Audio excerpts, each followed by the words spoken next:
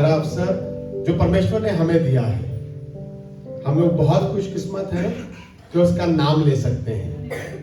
मैं आप सबका वेलकम करता हूं आज की सुबह में। इस 5 दिन के मौके पर मैं आप सबको खुशामदीद कहता हूं, आपको यहाँ पर खैर मकदम करता हूं कि खुदावन यीशु मसीह में आप सब खुश हैं, सलामत हैं, और इस बात के लिए मैं परमेश्वर को सारा आदर और महिमा देता हूं, है ना। अच्छा लग रहा है कि दूर और पास से तमाम लोग आए हुए हैं। दिल्ली से भी आ गए, है ना, और इलाहाबाद से भी आ गए, और क्या कहते हैं, मंडी गए हुए थे, छुट्टी नहीं मिल रही थी, अब वहां से भी आ गए हैं। आज ही आंचल के बारे में सब लोग पूछ रहे थे, भैया इतने दिन हो गए आंचल नहीं आई, और आज ही आंचल, है ना। खुदा बाप का सब चीजों के लिए शुक्रिया। आपको मालूम है कि क्रिटिसाइज करने के लिए और शिकायत करने के लिए शायद बहुत चीजें हो सकती हैं। अगर आपसे मैं पूछ लूं, किसी के पास जाऊं और किसी पूछूं कि भाई आप कैसे हैं, तो भैया क्या बताऊं, ये परेशानी, ये समस्या, ये नुकसान हो गया, ये बीमारी आ गई, बीते दिनों ये हो गया, बीते महीने में ये हो गया था, अब जेब खाली हो गई या फलाना होगा। शायद एक बार भी कोई बरकत की बात ना निकले। किसी बहन के पास जाऊं, किसी दीदी के पास जाऊं, किसी भाभी के पास जाऊं, पूछूं कि आप कैसे हैं, और वे कहेंगे भैया कोई पूछ नहीं रहा है, हमारा काम नहीं बन रहा है, हम इतनी मुश्किल में, हम इतनी समस्या में। कोई ये नहीं कहता कि हम बिल्कुल ठीक है, परमेश्वर की दया है। आपको मालूम है कि शत्रु हमेशा ऐसे ही खेलता है, और शैतान का ये काम है कि वो हमेशा यही रहता है। वो आपको आसमान के खुदा के कामों पर नजर ही नहीं करने देता। आप ये नहीं कहेंगे कि भैया देखिए खुदा बाप ने संभाला है, हम खा रहे हैं, हम अच्छे से अपने घर में हैं, हम हाथ नहीं फैला रहे हैं, हम बीमारी के बिस्तर पे नहीं है, हम पुलिस चौकी के चक्कर नहीं काट रहे हैं, कोर्ट में नहीं है, हम खुदा का शुक्रिया करते हैं कि सब अच्छा है। पर हम मालूम है किस पर नजर करते हैं? जो अच्छा। खुदा बाप ने भी कहा, कह रहा है कि जाओ जाकर उन जंगली शोषण के फूलों को देखो। वो ये नहीं कह रहा है कि जाओ जाकर और दूसरी चीजों को देखो, पर ऐसी चीजों पर गौर करो जो भली है और जो अच्छी हैं। खुदा बाप चाहते हैं कि हम ऐसी चीजों पर गौर करें। सुनिएगा, आसमान के खुदा के कलाम के साथ आज की सुबह मैं चाहता हूं कि हम इस बात को पढ़ें, इस बात से सीखें, इस बात को सुने, और इस बात को हरगिज नजरअंदाज ना करें। सुनिएगा मेरे साथ निकालिएगा यिर्मयाह नबी की पुस्तक, इसका 30 बाब और इसकी 8 और 9 आयत पढ़िएगा। यिर्मयाह नबी की पुस्तक, इसका 30 बाब, यिर्मयाह नबी की पुस्तक, इसका 30 बाब। सेनाओं के यहोवा की ये वाणी है। सुनिएगा, खुदा बाप कुछ कह रहा है सेनाओं के यहोवा की ये निकाल लिया सबने। यिर्मयाह की पुस्तक द बुक ऑफ जरमाया, इसका 30 बाब और इसकी 8वीं और 9वीं आयत पढ़ेंगे। खुदा बाप कुछ कह रहा है, खुदा बाप कुछ बात कर रहा है, पर इससे पहले खुदा बाप कुछ बात करे। अगर आप पहली आयत और दूसरी आयत पढ़ेंगे तो आपको मजा आएगा। इससे पहले कि आप ये सुने कि खुदा बाप क्या कह रहा है, क्योंकि हम बहुत सुनते हैं, बहुत कलाम सुना जाता है, बहुत कलाम बोला जाता है, हमारी जिंदगी में बहुत चीजें आती हैं, पर आपको मालूम है खुदा बाप इन सब चीजों से ऊपर कुछ लिख रहा है, अपने दास को कुछ कह रहा है। और सुनिएगा वो क्या कर रहा है, पहली और दूसरी आयत पढ़िएगा जी। यहोवा का ये वचन हाँ, कह रहा है कि यहोवा का ये वचन यिर्मयाह के पास पहुंचा। यिर्मयाह की जगह आप में से कोई भी अपना नाम वहां पर लिख सकता है कि यहोवा का ये वचन शैमुएल के पास पहुंचा, रिम्पी के पास पहुंचा, ज्योति के पास पहुंचा, शोभा के पास पहुंचा, काजल के पास पहुंचा, राजू के पास पहुंचा, रिंकू के पास पहुंचा। कोई भी अपना नाम लिख सकता है कि यहोवा का ये वचन आपके पास पहुंचा या मेरे पास पहुंचा। वो ये है, सुनिएगा, वचन अभी बताया नहीं है क्या है, वचन अभी बताया नहीं है क्या है, पर कह रहा है कि इज़राइल का खुदा तुझसे ये कहता है, कह रहा है कि जो बातें तूने मेरी सुनी है, जो बातें मैंने तुझसे की है, जो वचन मैंने तुझे कहे हैं, उन सबको पुस्तक में लिख ले। कह रहा है उन सबको एक पुस्तक में लिख ले। खुदा बाप कुछ कह रहा है और हिदायत दे रहा है, साथ में बता रहा है काम करो कि जो वचन मैंने तुम्हें कहे हैं इन्हें पुस्तक में कुछ समय पहले मैंने आपके साथ एक गवाही बांटी थी और गवाही ये थी कि एक लेडी जो कई अरसे से बीमार थी, लंबे समय से बीमार थी और डॉक्टर्स कहते थे कि ये बचेगी नहीं। ये लेडी इतनी बीमार थी कि डॉक्टर कहते थे ये बचेगी नहीं, और इस लेडी ने अपनी गवाही दी, आज ये जिंदा है। इसने कहा कि बाइबल में से जितने चंगाई के वचन थे वो मैंने लिख लिए, और हर सुबह, हर दिन, हर शाम को जितनी दफा मुझे मौका मिलता था, मैं उन वचनों को जो मैंने अपने किताब में लिख लिए थे, कॉपी में लिख लिए थे, अब मैं उन वचनों को बार बार रिसाइट कर रही हूं, मैं उन वचनों को बोल रही हूं, मैं बार बार बोल रही हूं यहोवा चंगा करता है, मैं बार बार बोल रही हूं उसके कोड़े खाने से हम चंगे हुए, मैं बार बार बोल रही हूं कि उसके लहू बहाने से मैंने शिफा पाई है। वो बार बार ऐसे वचनों को जो खुदा के कलाम में लिखे गए हैं, ये बार बार बोले जा रही है, बार बार बोले जा रही है। और मालूम है क्या हुआ? वो बीमारी जो इसके पास डॉक्टर ने कही थी कि शायद ठीक नहीं होगी, वो रिपोर्ट जो इसके पास ढेर लगा हुआ था, अब खुदा के वचनों के कारण ये क्या हो गई? ठीक हो गई है।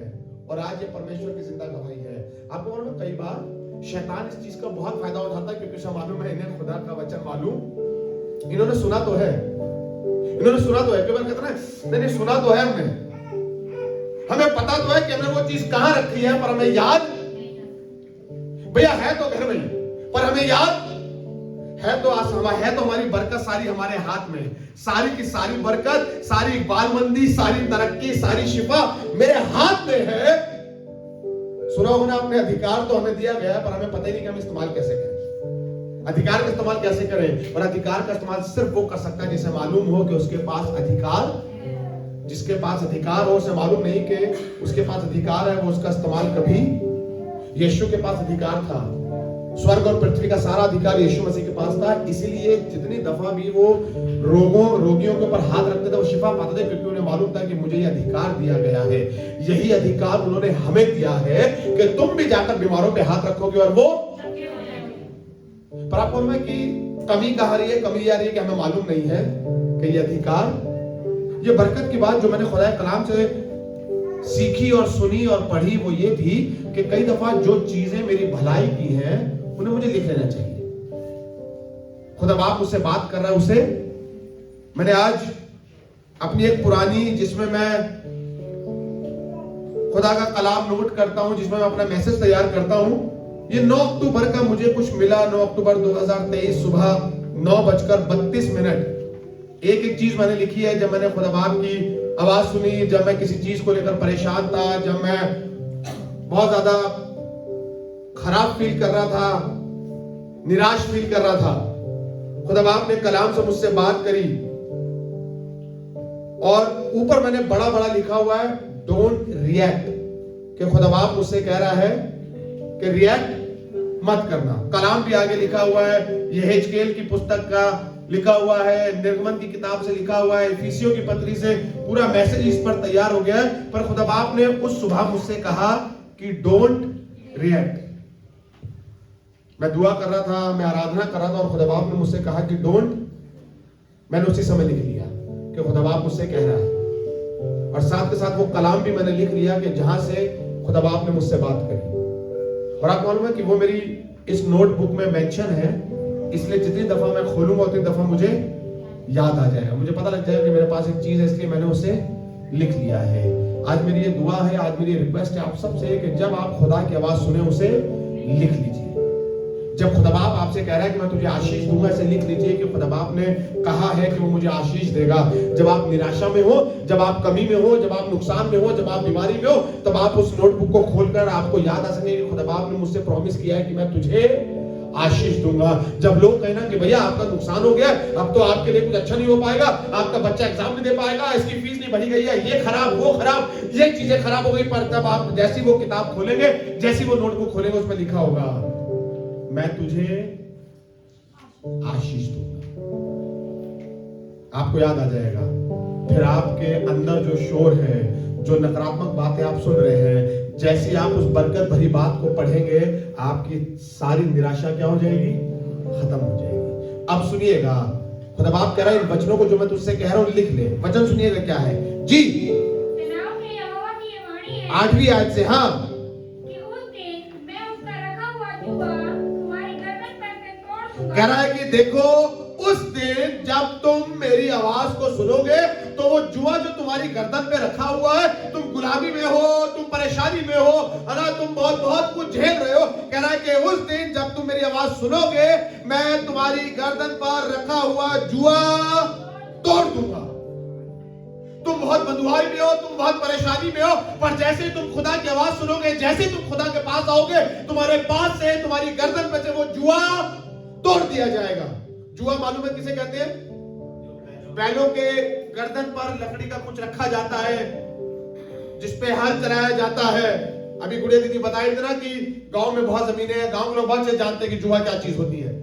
शहर के लोग जुआ कुछ और समझते हैं। जुआ एक ऐसा बोझ जो गर्दन पे लादा हुआ है और आपको उसके साथ साथ उसका बोझ लिए हुए काम करना है। पर आसमान का खुदा कह रहा है, सुनो, अब जब तुम मेरे पास आओगे, जब तुम मेरी बात सुनोगे, जब तुम मेरा कलाम सुनोगे, जब तुम मेरे वचनों को मानोगे, तो वो जुआ, वो बंधन जिसमें तुम बंधे हुए हो, मैं तुम्हारे ऊपर से तोड़ डालूंगा।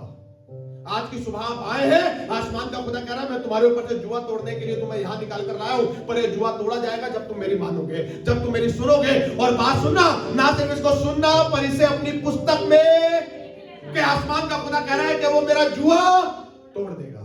खुदा बाप मुझसे कुछ कह रहा है, आसमान का खुदा आपसे कुछ कह रहा है, सुनो, मैं तुम्हारा जुआ तोड़ दूंगा। और सिर्फ इतना ही नहीं करूंगा, पर सुनिएगा आगे बरकत क्या कह रहा है। कह रहा है, मैं तुम्हारी गर्दन पर रखा हुआ जुआ तोड़ दूंगा। हाँ, कह रहा है, और तुम्हारे बंधनों को खोलूंगा नहीं, क्या कर दूंगा? इतने टुकड़े कर दूंगा उन बंधनों के कि कोई चाह कर भी तुम्हें उन बंधनों से दोबारा। ये आसमान का खुदा कह रहा है, और कह रहा है, सुन, इन बरकत की बातों को अपनी किसी पुस्तक में लिख ले। ये बरकत आसमान का खुदा कह रहा है, कह रहा मैं तुम्हारी गर्दन पर रखा हुआ जुआ तोड़ रहा हूं, मैं तुम्हारी जिंदगी में रखा हुआ जुआ तोड़ रहा हूं। जिन परेशानियों, जिन मुश्किलों में से तुम होकर आज यहाँ पर पहुंचे हो, खुदा बाप कह रहा है, मैं उसे तोड़ रहा हूं। और तुम्हारे बंधन जिनसे तुम बंधे हुए हो, वो खराब सोच का बंधन, वो खराब बीमारी का बंधन, भैया देखिए, वो तो ये कहते हैं कि हम नाश हो जाएंगे, भैया कोई हमें अपने घर नहीं आने दे रहा है, कोई हमारी मना कर रहा है। खुदा बाप कह रहा है, सुनो, मैं तुम्हारे बंधनों को टुकड़े टुकड़े कर दूंगा, कोई तुम्हें बंधनों में दोबारा बांध नहीं पाएगा। ये बीमारी जो तुम्हें कह रही है कि मैं तुम्हारी जिंदगी खत्म कर दूंगी, अपने बच्चों को देख रहे हैं तो कह रहे हैं, भैया पता नहीं ये गाली कब हमारे बच्चे की जिंदगी से जाएगी, ये समस्या कब हमारे घरों से जाएगी, ये कर्जा कब हमारे पास से जाएगा। खुदा बाप कह रहा है, जब तुम मेरी सुनोगे और इन वचनों को अपनी पुस्तक में लिख लोगे। और मालूम है क्या कह रहा है? कह रहा है कि मैं तुम्हारे बंधनों को टुकड़े टुकड़े। यदि आज आप बंधन में आए हैं, खुदा की आवाज को सुनिएगा। यदि आज आप बंधन में हैं, यदि आज आप किसी बोझ के साथ आए हैं, आसमान के खुदा की आवाज सुनिएगा। कुछ और नहीं, पर सिर्फ खुदा की आवाज, कुछ और नहीं। बहुत लोग आकर कहेंगे कि इसी में नाश हो जाओगे, तुम्हारा बाप भी ऐसे ही था, वो भी ऐसे ही चला गया, तुम्हारा रिश्तेदार भी कोई ऐसे ही चला गया और तुम भी ऐसे ही चले जाओगे। नहीं नहीं नहीं, मेरा खुदा मुझसे कह रहा है, मैं तेरी गर्दन पर रखा हुआ जुआ, वो जो अब तक पीढ़ियों से हमारे ऊपर श्राप बना रहा है, कोई आपको तंग कर रहा है, आपके घरों में दुष्ट आत्माओं का कब्जा है, लोग कह रहे हैं भैया देखिए ये समस्याएं हैं, रात को सो नहीं पा रहे हैं, सपने बुरे आते हैं। खुदा बाप से कहिएगा, खुदा बाप मैं तेरे कलाम को रिसीव कर रहा हूं और रिसीव कर रही हूं, तो आज की सुबह मेरी गर्दन पर रखा हुआ जुआ तोड़। और ना सिर्फ तोड़ रहा है, पर तूने तोड़ दिया है। जब आप खुदा के हाथों में अपने आप को सौंप रहे हैं, वो आपकी गर्दन का जुआ तोड़ रहा है, वो आपकी जिंदगी, वो आपके परिवार, वो आपके खानदानों के ऊपर का जुआ तोड़ रहा है। जब आप ये कह रहे हैं ना भैया कब मेरा भाई बदलेगा, कब मेरी बहन बदलेगी, कब मेरे पिताजी बदलेंगे, कब मेरे हालात बदलेंगे, कब चीजें बदलेंगी, खुदा बाप कह रहा है वो अब तक जो नहीं बदला है, वो अब तक जो बंधनों में बंधा है, मैं तुम्हारे बंधनों को टुकड़े टुकड़े कर डालूंगा। मैं यीशु के नाम से आज आपको दुआ देता हूं, जिन बंधनों से आप आए हैं वो बंधन टुकड़े टुकड़े यीशु के नाम से हो जाए। आप दोबारा उन बंधनों में ना बंधने पाओ, आप दोबारा उन खराब चीजों में ना उलझने पाओ। और ये तब होगा जब मैं खुदा की उन बातों को, उस कलाम को अपनी पुस्तक में लिख लूंगा और कहूंगा खुदा बाप, उसने कहा ये मुमकिन तो नहीं है, ये मुमकिन तो नहीं है, पर कोई कुंवारी गर्भवती हो जाए, ये मुमकिन नहीं है। शायद गुनाह की निशानी है, शायद लोग बुरी बुरी बातें बोलेंगे, पर वो कह रही ठीक है मैं तैयार हूं, मुझे तेरे वचन के अनुसार। ये मेरी दुआ है, आज की सुबह का बंधन यीशु के नाम से आपकी जिंदगियों से और मेरी जिंदगियों से तोड़ डाला जाए। खुदा बाप हमें बंधनों से आजाद करने के लिए निकाल कर लाया है। और इतना ही नहीं, सुनिएगा आगे क्या कह रहा है जी। और तुम्हारे बंधनों को टुकड़े टुकड़े कर डालूंगा जी। और परदेशी भी उनसे अपनी सेवा न कराने कह रहा है और कोई दूसरा तुमसे अपनी सेवा कराने ना पाएगा। बुरा लगता है ना। कल पता नहीं परसों कोई भाई मुझसे कह रहा था, भैया देखिए ये वो शख्स है जो ये काम करता था, ये होटल ये दुकान इसकी थी, आज ये उसी के पास काम कर रहा है। तो मालूम है खुदा तेरा शुक्रिया, तूने हमें इस गुलामी से आजाद किया है। आपके पास शायद शिकायत हो सकती है, पर शुक्रिया करिएगा, तूने हमें किसी की गुलामी में काम करने से, शायद आज आपके पास कोई छोटा काम है पर आप किसी की गुलामी में काम, है ना, शायद कोई घर पे सूट सिल रहा है, शायद कोई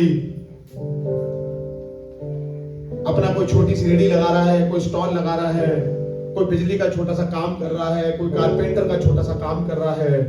खुदा का शुक्रिया कीजिए, खुदा बाप ने आपको किसी की गुलामी में काम करने के लिए ये बरकत खुदा ने आपको दी है, ये बरकत खुदा ने आपको दी है। आप शिकायत कर सकते हैं कब बढ़ेंगे, कब तरक्की करेंगे, कब क्या होगा, पर क्या आपने कभी सोचा कि आप और मैं खुशकिस्मत हैं कि हम गुलामी में काम, जब आपका मन हो आप अपना काम बंद कर सकते हैं। क्या कोई आपसे कुछ कहेगा? आप गुलामी में नहीं है। वो कह रहा है कि सुन, ना सिर्फ वो तेरे गर्दन का जुआ तोड़ेगा, ना वो सिर्फ तेरे बंधनों को टुकड़े टुकड़े करेगा, पर कोई परदेशी तुझसे अपनी सेवा कराने होता ना। लोग गुलाम बना लेते हैं, हमारा काम करोगे तब हम बरकत देंगे, हमारा काम करोगे तब तुम ये वाला कर पाओगे। पर खुदा बाप आपका शुक्रिया, शायद 2 रोटी कमा रहे हैं, शायद बहुत थोड़ा कमा रहे हैं, पर हम अच्छे हैं। किसी ने गवाही दी कि सैलरी आई और खत्म भी हो गई, पर हम विश्वास करते हैं कि पूरा महीना भी बचा हुआ है और खुदा बाप हमें किसी बड़ी वस्तु की घटी होने, क्योंकि खुदा बाप ने यह वायदा किया है। इस वायदे को लिख लीजिएगा, 9वीं आयत पढ़िएगा, क्या कह रहा है? परंतु वे अपने परमेश्वर यहोवा और अपने राजा दाऊद की सेवा करेंगे। ये सब तब होगा जब आप खुदा की सेवा करेंगे और जिसको मैं उन पर राज्य करने के लिए ठहराऊंगा। वाह, खुदा बाप गुलाम नहीं पर राज्य करने के लिए आपको बनाना चाहता है। और ये सब तब होगा जब खुदा के लोग खुदा की अपने जिंदा परमेश्वर की क्या करेंगे?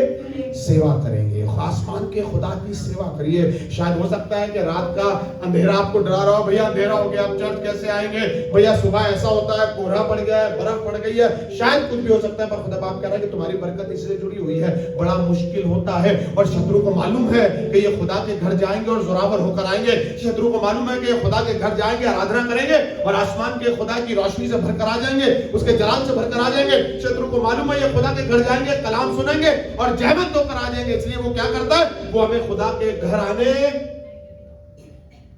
ठंड है अपने घर में रहो, सर्दी अपने घर में रहो, बारिश पड़ रही है अपने घर में रहो, ना मालिक ने बुला लिया काम पर चले जाओ, सब चीजों में फंसे रहो, उलझे रहो, पर खुदा के घर ना जाओ, क्योंकि जब तुम खुदा के घर जाओगे तो आसमान का खुदा कह रहा है कि वो तुम्हें राज्य करने के लिए तैयार कर देगा। पर जब मैं और आप खुदा के घर, खुदा के घर में नहीं आ पाते, खुदा के कलाम को नहीं सुन पाते, खुदा की इबादत नहीं कर पाते, तो मालूम हम क्या हो जाते हैं? हम गुलाम हो जाते हैं, हम बंधनों में बंध जाते हैं। और हो ऐसा क्यों रहा है? क्योंकि हमारे कानों में आसमान के खुदा का कलाम नहीं, पर हमारे कानों में सिर्फ दुनिया की नकारात्मकता जा रही है, सिर्फ खराब न्यूज जा रही है, सिर्फ नेगेटिव न्यूज जा रही है। भैया दिल्ली में मत जाना, वहां पर पोल्यूशन फैल रहा है, दम घुट के आपकी मौत हो जाएगी। भैया फलानी जगह पर मत जाना, वहां पर ये वाली महामारी फैल रही है, आप मर जाएंगे। भैया उस जगह पर मत जाना, वहां पर बुखार फैल रहा है, वायरल फैल रहा है, ये हो रहा है, आप वहां मत जाना, नहीं तो आपको कुछ ना कुछ हो जाएगा। पर हम शुक्रिया करते हैं, एक सुसमाचार हमारे लिए दिया गया है और सुसमाचार यह है कि सुन, तू उसका नाम यीशु रखना, जो अपने लोगों को उनके गुनाहों से आजाद करेगा। वो यीशु है जो आज भी हमें आजाद करता है, हमारी खराब सोच से, हमारी खराब बातों से, हमारे खराब बंधनों से वो हमें आजाद करता है। पर जरूरत है उसके जिंदा कलाम को सुनने की, उसके वचनों को मानने की। एक शख्स से आपकी मुलाकात कराता हूं। यह शख्स 120 साल का हो गया है, बड़ी मेहनत करी है, बड़ी दौड़ भाग करी है, पर अभी 120 साल का है। कई बार होता है ना कि हम कहने लगते हैं कि भैया देखिए अब हम तो ये काम नहीं कर पाएंगे, हमारा तो शरीर अब इस लायक नहीं है, अब हम सीढ़ी पर नहीं चढ़ सकते हैं, अब हम मीठा नहीं खा सकते हैं, हम शायद अब इस लायक नहीं है क्योंकि हमारी उम्र ऐसी हो गई है, अब उम्र बढ़ गई है। सुनिएगा इस शख्स को ये क्या कह रहा है। व्यवस्था विवरण की पुस्तक इसका 31 अध्याय, व्यवस्था विवरण की पुस्तक इसका 31 अध्याय और इसकी पहली आयत से पढ़िएगा, पहली और दूसरी आयत में ये क्या कह रहे हैं जी। मूसा ने जाकर ये बातें सब इस्राएलियों की, हाँ, इनका नाम मूसा है और मूसा अपने लोगों से कुछ बातें कर रहे हैं। ये बड़ी भीड़ को गुलामी से आजाद करा कर ला रहे हैं और अब थक कर एक जगह पर बैठ गए हैं। और जब बैठ गए तो सुनिएगा ये क्या कह रहे हैं। मूसा ने सब इस्राएलियों से कुछ बात कही और उनसे उनसे यह भी कहा, लिखा है मूसा ने जाकर ये बातें सब इस्राएलियों को सुनाई और मूसा ने उनसे ये भी कहा, आज मैं 120 वर्ष का हूँ, आज मैं 120 साल का हूं और मैं अब नहीं। मैं चल फिर पढ़ो।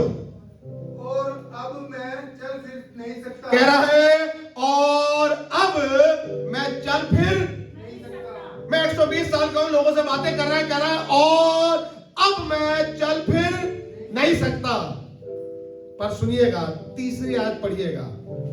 तेरे आगे पार जाने वाला तेरा परमेश्वर यहोवा ही है। कह रहा है मैं चल फिर नहीं सकता और मैं यरदन के पार अब मैं नहीं जा सकता हूं, पर एक है जो मेरे आगे आगे,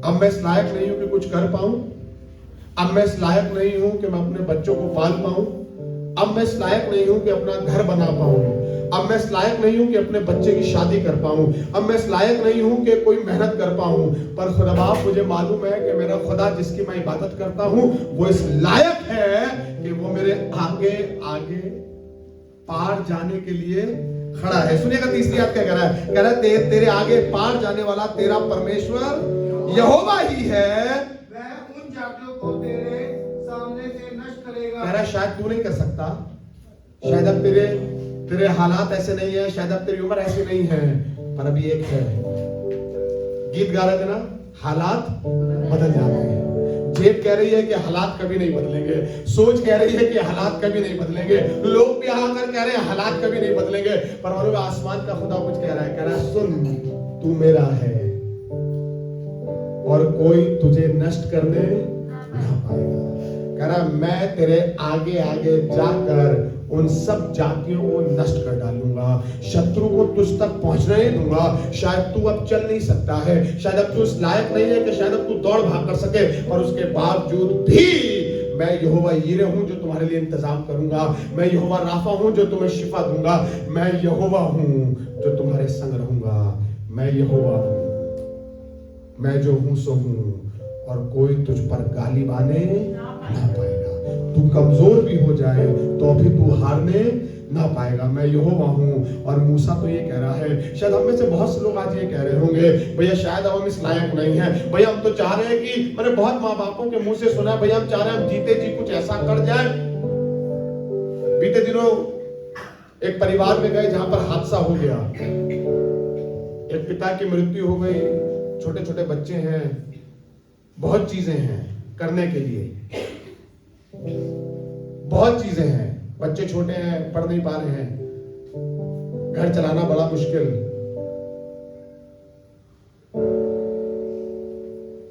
और ने कहा कि खुदा ने हमारे लिए किया क्या है। ये बात बार बार मेरे जहन में जब से मैंने सुना, खुदा ने हमारे लिए किया क्या है। मैंने अभी आपको बताया ना, कई बार हमें दिखता नहीं है कि खुदा बाप क्या कर रहा है। क्यों? क्योंकि हम वो चाहते हैं जो शायद हमारे लिए भला नहीं है। मैं दुआ कर रहा हूं खुदा बाप से,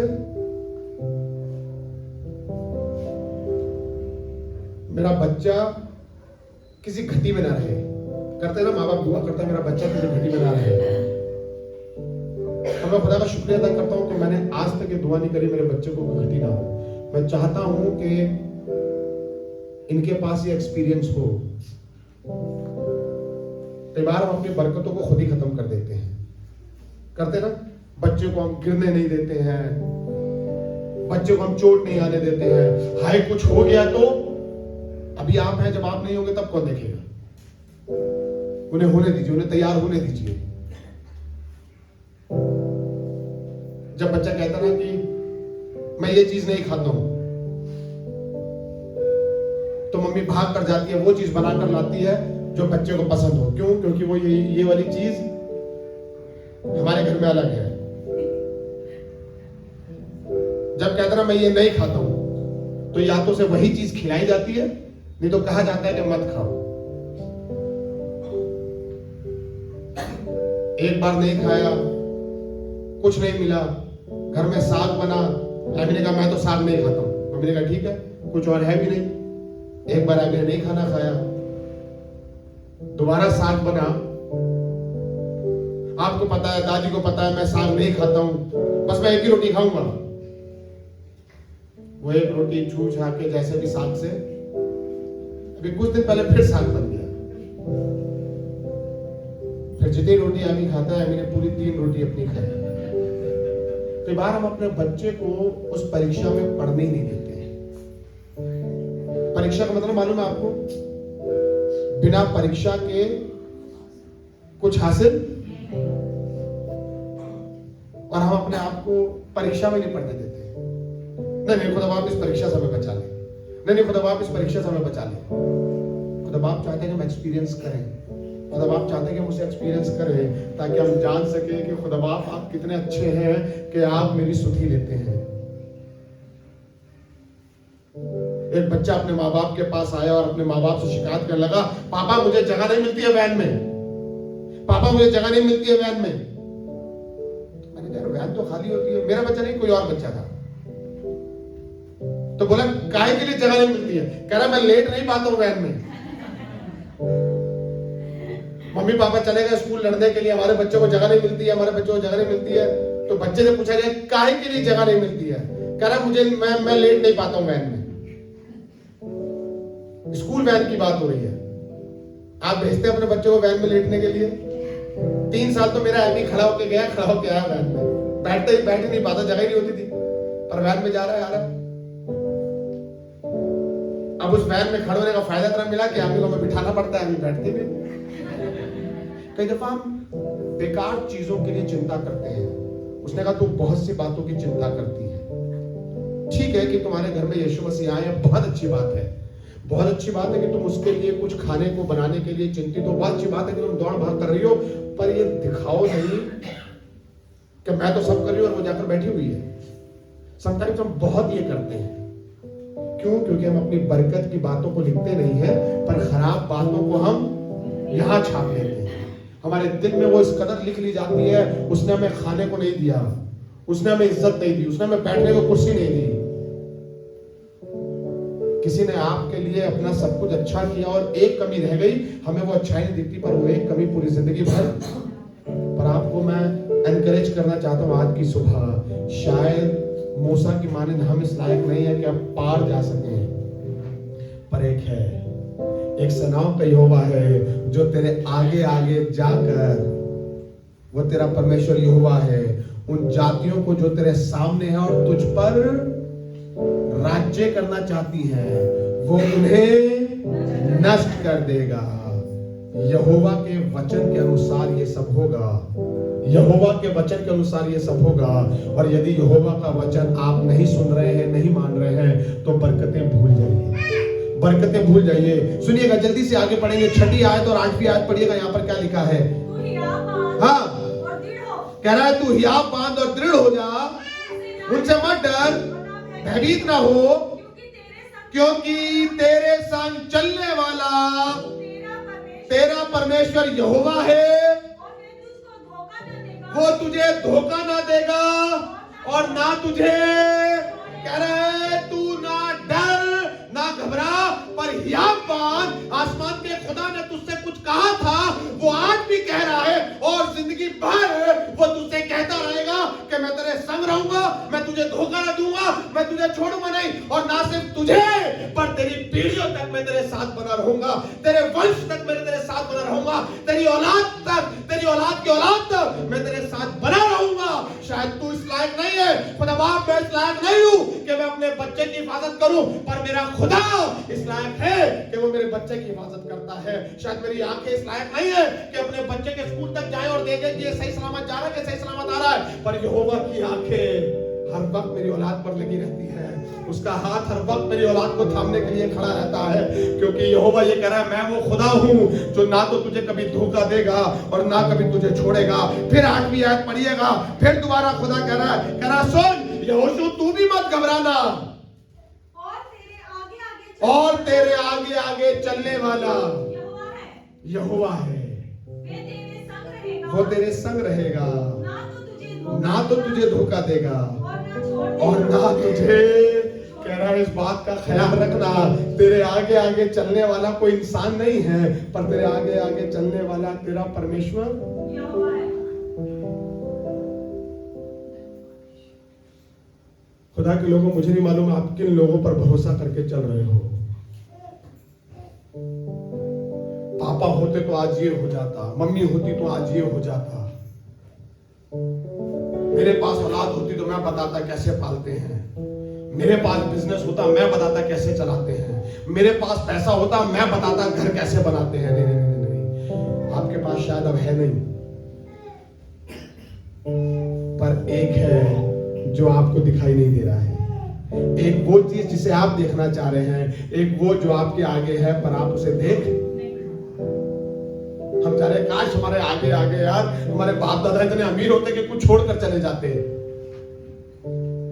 दौलत से कहीं अधिक बड़ा आपके आगे आगे है, पर वो हमें दिखाई कह रहा है सुन यहोशू तू डरना नहीं, तू घबराना नहीं, जैसे मैं मूसा के संग रहा वैसे ही मैं तेरे संग भी रहूंगा, और ना सिर्फ तेरे संग रहूंगा पर मैं तुझसे पहले तेरे आगे आगे चलूंगा। लिखा है तेरे आगे आगे चलने वाला यहोवा है, वो तेरे संग रहेगा, वो तुझको धोखा ना देगा ना छोड़ देगा, इसलिए मत डर और तेरा मन कच्चा ना हो।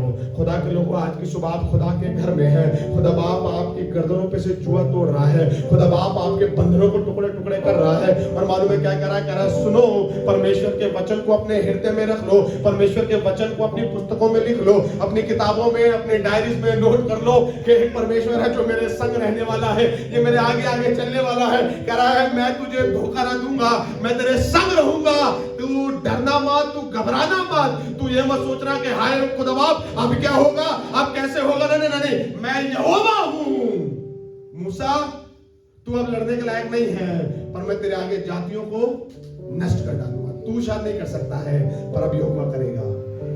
शायद आप इस लायक नहीं है, आंखों से आंसू निकल पड़ते हैं ना जब अपने किसी के लिए कुछ कर नहीं पाते हैं। खुदा बाप कर रहा है, खुदा बाप करने को तैयार है ना। आपके हाथ का पैसा खत्म हो गया है, अब आप खुदा के हाथ का काम देखेंगे।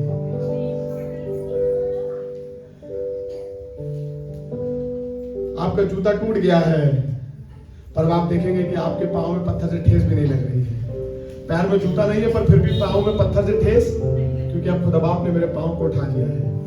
खुदा बाप चाह रहा है कि मेरा भरोसा सिर्फ इन चीजों पर ना रहे और मेरे आगे आगे। मैं खुदा का शुक्रिया अदा करता हूँ कि आसमान का खुदा ये कलाम ना सिर्फ आपके लिए मुझसे कह रहा है, पर ये कलाम मैं अपने लिए महसूस कर रहा हूँ। खुदा बाप उससे कह रहा है कि तू अकेला नहीं है, तेरे संग चलने वाला, तेरे आगे चलने वाला, तेरे साथ रहने वाला मैं परमेश्वर यहोवा हूँ जो ना तो तुझे धोखा देगा और ना कभी तुझे छोड़ेगा। मैं तेरे संग रहूंगा, बस तू एक काम करना।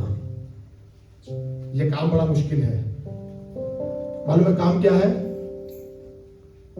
तू डरना मत और तेरा मन कच्चा होने, ये यहोशू की पुस्तक में भी लिखा है। खुदा बाप ने यहोशू से फिर कहा है, कह रहा तू डरना मत और तेरा मन कच्चा होने। खुदा बाप को मालूम है हम बहुत जल्दी डर जाते हैं, खुदा बाप को मालूम है बहुत जल्दी घबरा जाते हैं, खुदा बाप को मालूम है बहुत जल्दी नेगेटिव बातें करने लगते हैं। फोन आया, सपना खराब देख लिया, हाय भैया अब क्या होगा। स्कूल से नोटिस आ गया, हाय अब क्या होगा। मालूम है आप क्यों डर रहे हैं, क्यों घबरा रहे हैं? क्योंकि लग रहा है कि मैं आज सुबह बाइक से आ रहा था और कोई एक ख्याल मेरे जहन में आया, और इससे पहले कि मैं बोलता कि शायद मुश्किल है, मुझसे नहीं हो पाएगा, मुश्किल है, मुझसे नहीं हो पाएगा, पर इब्रानियों की पुस्तक में लिखा, उसने कहा कि मैं करूंगा, मैं करूंगा, मैं तुम्हारे लिए मैं करूंगा। जब आपको लग रहा है ना कि ये नहीं हो पाएगा, खुदा बाप कह रहा मैं करूंगा, पर कोशिश करिए, खुदा की सुनिए, खुदा के हाथों में सौंप दीजिए। आखिरी बात पढ़कर खत्म करेंगे। यहेजकेल की पुस्तक, इसका 34 बाब, द बुक ऑफ एजेकेल, यहेजकेल की पुस्तक, इसका 34 बाब, इसकी 11वीं और 12वीं आयत पढ़िएगा। यहेजकेल की पुस्तक, इसका 34 बाब, इसकी 11 और 12 आयत पढ़िएगा। यहाँ पर क्या लिखा है?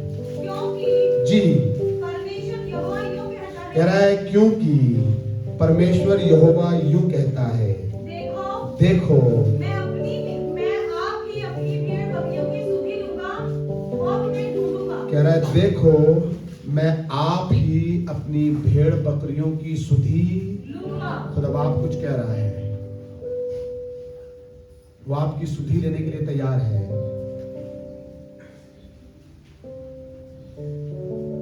उसने कहा मेरी भेड़ें मेरा शब्द, यदि आप खुदा की सुनेंगे, यदि आप परमेश्वर की मानेंगे, तो वो कह रहा है कि मैं अपने आप ही उनकी, कितनी बरकत की बात है कि आपको नहीं बताना पड़ेगा, आपको नहीं कहना पड़ेगा खुदा बाप देखो मेरा जवान बच्चा अकेला घर से जा रहा है, गाड़ियां बंद है, ये कैसे जाएगा, कैसे आएगा। पर खुदा बाप कह रहा है तुम जब मेरी सुन रहे हो ना, तुम मेरे साथ बने हुए हो, तुम मेरी मान रहे हो, मैं आप ही तुम्हारी सुधि दूंगा, मैं अपने आप तुम्हारे लिए इंतजाम कर दूंगा। तुम रास्ते में जा रहे हो, तुम्हारी गाड़ी खराब हो गई, तुम चिंता मत करना, इससे पहले तुम किसी असिस्टेंस को ढूंढो, मैं अपने आप तुम्हारे लिए किसी को भेज दूंगा।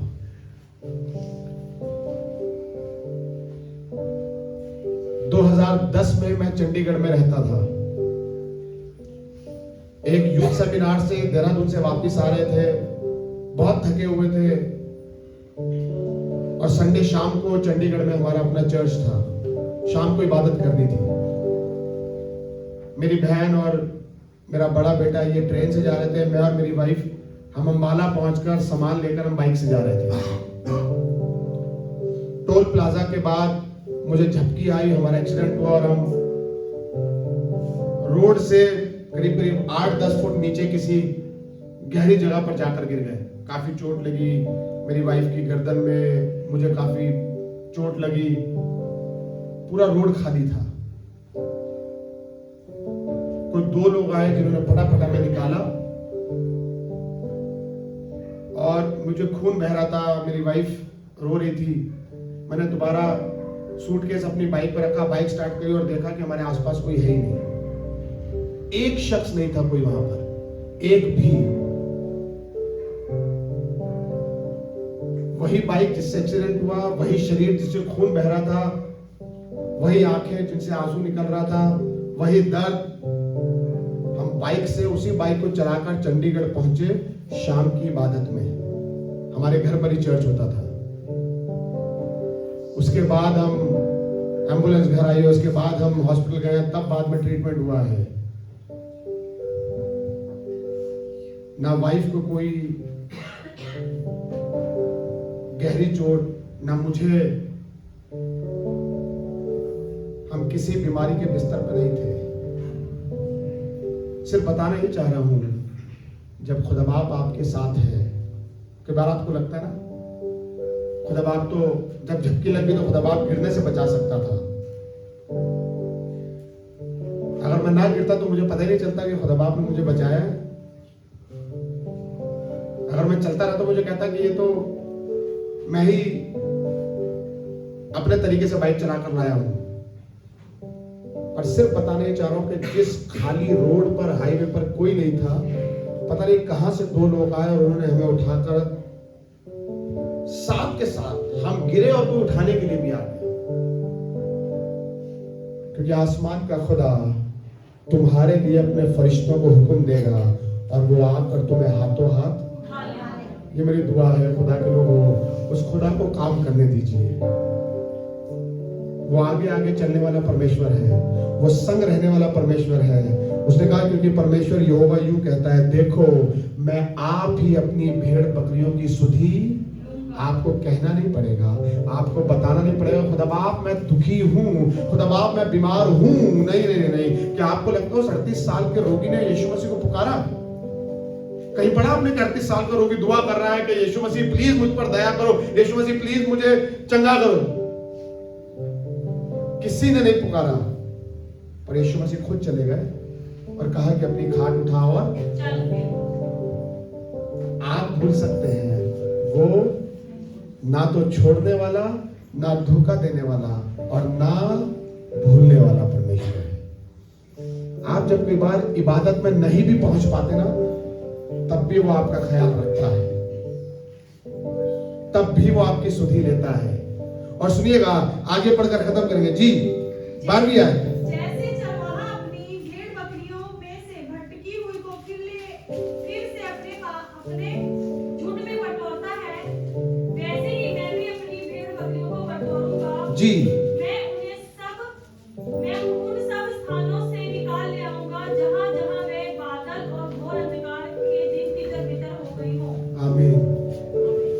अभी आपने एक चीज बीच में छोड़ दी है, अंधकार भी लिखा है वहां पे कहीं। अंधकार तो बोला है, वैसे ही मैं भी अपनी भेड़ बकरियों को बटोरूंगा और उन्हें सब स्थानों से निकाल ले आऊंगा जी। जहां जहां वे बादल और घोर अंधकार हाँ। के दिन तितर-बितर हो गई। कह रहा है जहां वो खो गई, मैं उन सबको वहां से निकाल ले आऊंगा। खुदा बाप निकालने को तैयार है।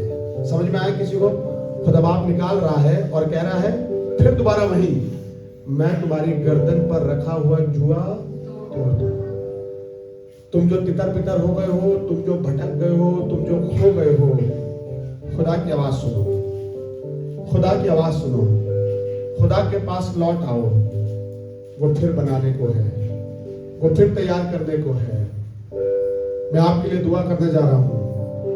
यदि आज की सुबह आप तैयार हैं आसमान के खुदा के सामने अपने आप को देने के लिए, जब आप, हाँ मैं भटक जाता हूं, हाँ मैं भटक गया था, मैं भटक गई थी, मैं दूर हो गया था, मैं दूर हो गई थी, पर आज उस जीवते परमेश्वर से वादा करिए, अब मैंने तेरे वचन को सुनकर अपनी पुस्तक में लिख लिया है कि मेरा परमेश्वर यहोवा आज मेरे जुए को तोड़ दिया है। मेरे परमेश्वर यहोवा ने आज मेरे बंधन को टुकड़े टुकड़े कर डाला है और अब मैं किसी बादल में और किसी घोर अंधकार में ना खोऊंगा, क्योंकि वो यहोवा मेरी सुधि लेता है, वो मेरे आगे आगे चलता है।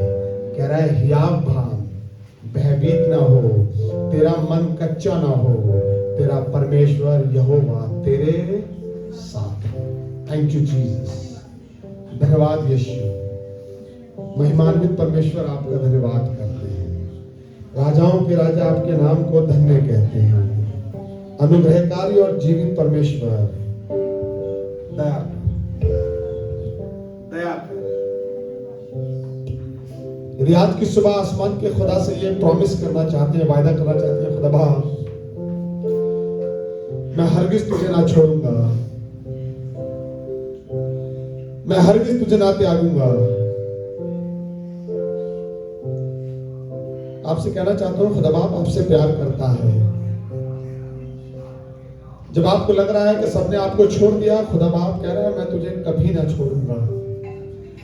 जब आपको लग रहा है कि आपकी मदद के लिए कोई तैयार नहीं है, खुदा बाप कह रहा है मैं अपनी भेड़ों की सुधि खुद लूंगा। जब आपको लग रहा है कि आप अंधकार में और खो गए, खुदा बाप कह रहा है मैं अपनी भेड़ों को बादल से और घोर अंधकार से भी निकाल लाऊंगा और तब भी उन्हें मैं ले आऊंगा, चाहे वो तितर बितर भी क्यों ना हो गई हो। लौट आइए। थैंक यू जीसस, धन्यवाद यीशु। दया कर परमेश्वर, धन्यवाद करता हूँ आपके वायदों के लिए जो हमारे साथ हाँ और आमीन में पूरे होते हैं। है खुदावंद, आपके प्रेम के लिए आपका शुक्रिया, आपकी दया के लिए आपका शुक्रिया। मेरी दुआ है मेरी सोच में खुदा का वचन रहे, मेरे दिल में खुदा का कलाम रहे,